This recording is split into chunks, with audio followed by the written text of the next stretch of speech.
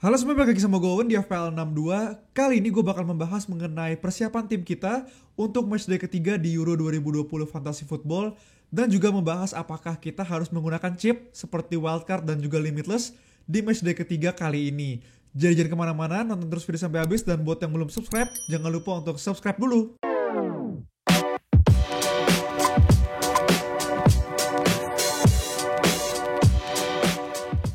Oke, tapi sebelumnya gue mau bahas dulu mengenai matchday 2 gue di sini tanggal 19 Juni. Gue syutingnya sebelum hari terakhir pertandingan Euro 2020 ini, di matchday kedua akan dimulai. Jadi di sini gue sementara mendapatkan 47 poin, di mana hampir setengahnya itu karena kapten gue yaitu Yarmolenko ya, 20 poin. Di situ dia dapat 10 poin aslinya. Sisanya bisa dibilang pemain gue lumayan ya blank gitu ya, dengan Lukaku misalnya blank, Insigne juga blank, Malinovskyi yang gagal penalti, Wijnaldum juga blank, Sterling juga blank, kemudian ada Spinazzola sama Donnarumma yang Italia juga clean sheet. Gue masih mendapatkan clean sheet ya, 6 poin di situ. Kemudian juga ada Menir yang dapat 2 poin doang, sama Zinchenko yang juga dapat 2 poin. Gue sampai sejauh ini masih ada 3 pemain lagi yang belum main, yaitu pemain Prancis semua. Gue berharap banget pemain Prancis ini bisa kasih gue return yang cukup tinggi waktu lawan Hungaria nanti. Tapi nggak tahu nanti, mungkin video ini akan tayang setelah pertandingan ini selesai ya, pastinya harusnya pertandingan Prancis lawan Hungaria udah dimulai, dan kalian bisa lihat apakah nanti hasilnya bagus atau enggak. Cuma video ini gue rekam sebelum pertandingan itu dimulai, dan gue rencananya mungkin akan masukin 3-3-nya. Gue ganti dengan pemain-pemain gue yang blank, seperti misalnya Malinovskyi yang cuma dapat 0 poin, kemudian mungkin kayak Menir 2 poin, Zinchenko 2 poin, dan atau mungkin Lukaku yang 2 poin gitu ya. Jadi gue pastinya akan ganti pemain gue dengan poin paling rendah di sini, dengan gue masukin Mbappe dan Griezmann, dan gue sampai sejauh ini belum masukin mereka, dan gue bakal masukin aja di nanti mungkin jam 7 ya, mungkin saat pertandingan itu line up-nya udah keluar, gue bisa lebih pasti lagi buat langsung ganti mereka. Jadi kayak gitu sejauh ini tim gue di matchday kedua 47 poin, gue dapat panah hijau sedikit ke 84.000, bukan sebuah pencapaian yang bagus sebenarnya. Banyak banget gue lihat orang-orang yang ya bisa dibilang lebih tinggi ya, top 10k gitu kan. Cuma gue lihat pemain-pemain Euro semuanya 3 juta total-totalnya, dengan gue di 80.000 ya, mungkin bisa dibilang ini agak sedikit di atas rata-rata ya. Dan gue yakin sih banyak banget pemain yang ngaco juga, gak kayak FPL. Jadi gue rasa 84.000 ini bukan angka yang bagus banget sebenarnya. Tapi sejauh ini gue lumayan happy sama poin gue di 47. Oke, nextnya kemudian kita akan membahas mengenai matchday ketiga, di mana banyak banget perdebatan antara harus gak sih kita menggunakan chip limitless kita, wildcard kita yang tersisa di game week ketiga ini. Gue sendiri kemarin menggunakan chip limitless, jadi untuk game week ketiga atau matchday ketiga sendiri, tim gue akan jauh berbeda karena balik lagi ke matchday pertama gue. Jadi kalian bisa lihat sendiri nanti tim gue akan gue bahas juga. Tapi sebelumnya gue juga mau membahas mengenai plus minus apa aja kalau kita menggunakan chip, terutama chip wildcard kita untuk di matchday ketiga nantinya. Oke, jadi di sini udah beberapa plus minus yang gue buat kalau kita mau menggunakan wildcard kita di matchday ketiga.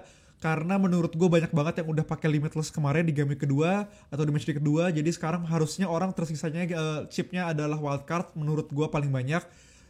Jadi menurut gue di sini ada plus minus pastinya kalau kita menggunakan wildcard di matchday ketiga nantinya. Di sini plusnya ada pertama, yaitu bebas dari rotasi pemain. Jadi seperti yang kita tahu kan, sudah ada beberapa negara kayak misalnya Italia, Belanda, Belgia yang udah menang 2 kali dan udah pasti lolos ke babak berikutnya. Jadi ada kemungkinan dia bakal rotasi pemain di matchday ketiga nantinya, untuk ya bisa dibilang mengurangi resiko injury gitu kan ya.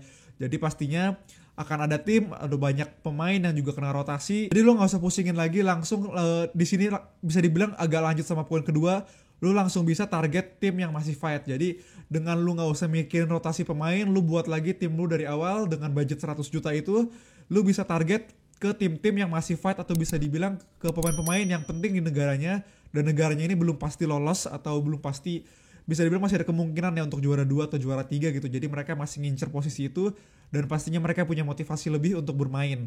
Jadi itu 2 plus poin. Dan yang terakhir adalah di sini mungkin ada yang bilang adalah waktu terbaik, karena seperti yang kita tahu di fase grup ini kita cuma dapat 2 free transfer, sedangkan nanti mungkin di 16 besar nantinya kita dapat unlimited, atau ke 8 besar kita dapat beberapa free transfer lebih dari 2. Jadi banyak yang bilang bahwa sekarang adalah waktu terbaik untuk kita menggunakan wildcard, karena kita sekarang cuma dikasih 2 transfer, sedangkan nanti mungkin dikasih 5 atau 6 gitu ya. Jadi kalau nanti kita menggunakan wildcard mungkin sudah gak efektif.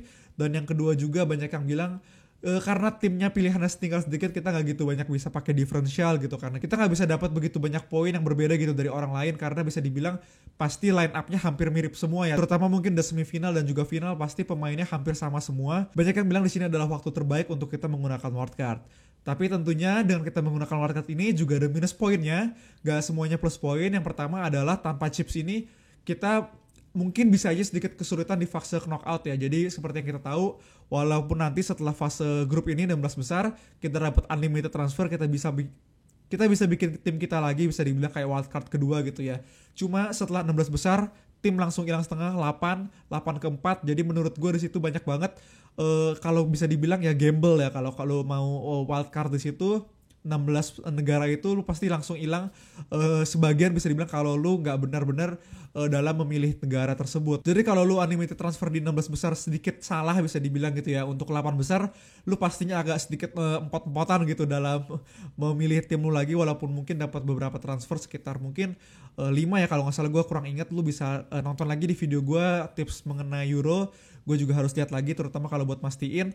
Tapi kalau lu salah milih pemain di babak 16 besar itu pastinya lu agak kesulitan di 8 besar itu, dan juga pastinya lu membutuhkan chips wildcard di situ. Dan yang kedua seperti yang kita tahu bakal ada price change di sini. Gue juga sebenarnya belum begitu pasti karena di website resmi dari UEFA sendiri atau di Euro Games ini belum ada tulisan resmi mengenai price change gitu ya. Gue cuma hanya lihat dari Twitter ada orang yang email ke Euro atau UEFA gitu mengenai price change, dan dijawab ada.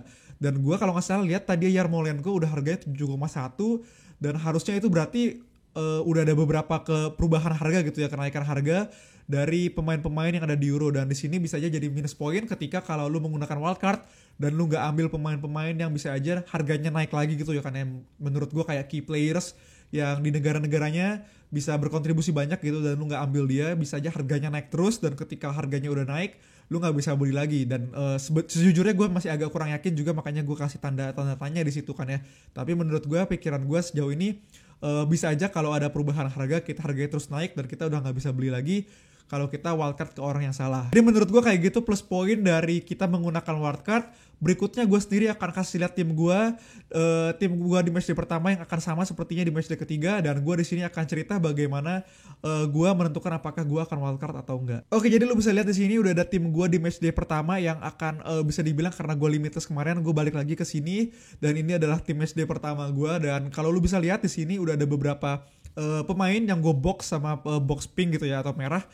Lu bisa lihat di sini adalah pemain-pemain yang menurut gue akan kena resiko rotasi atau rotation risk dari pelatihnya dari negara tersebut. Kayak misalnya nih ada Depay, ada Lukaku yang dari Belanda sama Belgia sendiri udah pasti lolos ke babak berikutnya. Jadi mungkin aja Depay nggak bakal main, Lukaku juga bakal di rest gitu ya, bisa jadi ganti Batshuayi gitu. Kemudian misalnya ada Insigne sama Berardi dari Italia yang juga udah bisa dibilang udah pasti lolos ke babak berikutnya gitu kan ya. Jadi mungkin aja diganti sama Chiesa, dan juga di situ Eriksen yang kita tahu dia kemarin ada sempat kena masalah sama kesehatannya, kolaps, dia nggak bisa lanjutin bermain, dan pastinya dia keluar ya dari Euro ini, nggak bisa main lagi. Jadi 5 pemainnya nggak bakal, menurut gue sangat kecil peluang mereka bakal start di negaranya di matchday ketiga. Belum lagi kalau lihat dari back di situ misalnya ada Spinazzola dari Italia juga, dan juga ada Denayer yang mungkin orang banyak bilang dia juga nggak bakal start gitu ya di Belgium, tapi gue juga belum yakin sih.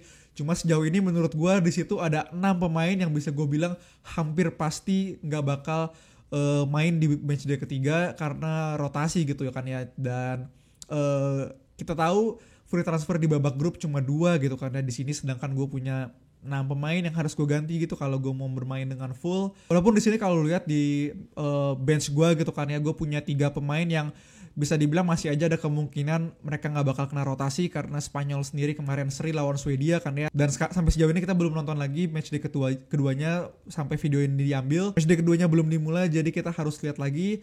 Tapi kalaupun dia menang, gue juga rasa dia belum fix untuk masuk ke babak berikutnya. Jadi mungkin di sini 3 pemain gue di bench bisa aja sebenarnya gantiin 3 pemain gue di starting 11 ini, dan sisanya gue punya 4 lagi, dan gue bisa transfer 2 pemain lagi. Jadi gue punya 2 doang pemain yang punya risiko rotasi gitu kan ya. Walaupun tetap aja 2 pemain rotasi itu kan sebenarnya kita tahu UEFA atau Euro 2020 Fantasy Football ini seharusnya kita punya 15 pemain yang bakal bermain full gitu kan ya, karena kita bisa swap atau substitution mereka setiap harinya. Tapi dengan gue bisa dibilang punya 2 pemain yang hampir pasti nggak main, atau kalau main pun dapat mungkin 1 poin doang gitu kan ya.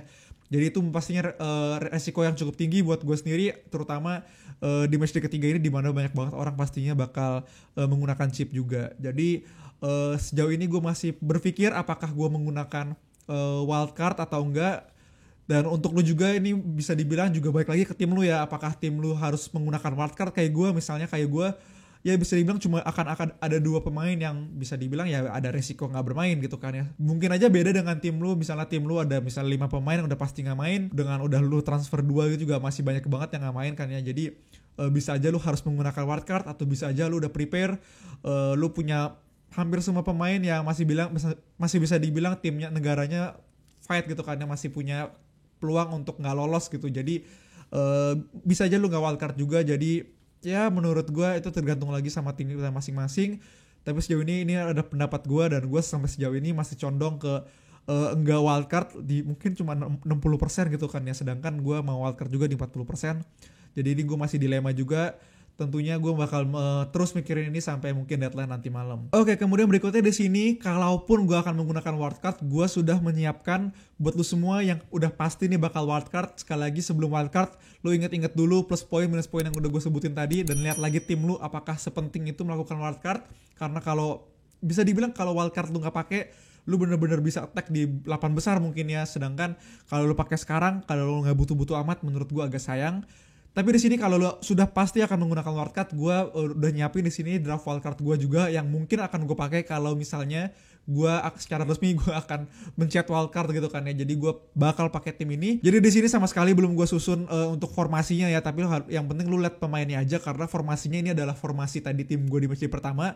Gue nggak bisa sub karena gue belum pencet wildcardnya. Tapi secara umum pemain ini akan yang bermain di tim gue kalau gue akan menggunakan wildcard. Di depan sendiri ada Yaremchuk dari Ukraina, Isak, Swedia, dan juga ada Moreno. 3 pemain ini bisa dibilang negaranya belum pasti lolos. Jadi terutama Swedia dan juga Ukraina, yang mungkin Ukraina ini bakal seru banget ya melawan Austria. Jadi gue rasa gue mau pakai 3 pemain itu, walaupun Moreno bisa dibilang udah beberapa kali masuk sebagai pemain mengganti kan ya di matchday pertama, dan mungkin di matchday kedua juga akan seperti itu. Tapi gue rasa kalau Morata yang dibuntu terus, Moreno bisa dibilang bisa jadi pilihan Luis Enrique ya untuk di matchday ketiga nantinya. Kemudian untuk di midfield sendiri gue bakal pakai KDB, De Bruyne sendiri, yang mungkin katanya pelatihnya Martinez itu pelatih Belgia udah dibilang KDB sama Hazard bakal start di matchday ketiga. Lu bisa lihat aja di Twitter, cek infonya. Tapi menurut gue kalau kata-katanya kayak gitu, gue bakal pastinya pakai KDB, dan di sini kapten juga belum gue ganti ya. Dan gue bakal pakai Chiesa merupakan sebagai pemain budget gue bisa dibilang, karena wildcard kan nggak kayak limitless lah, yang unlimited gitu budgetnya.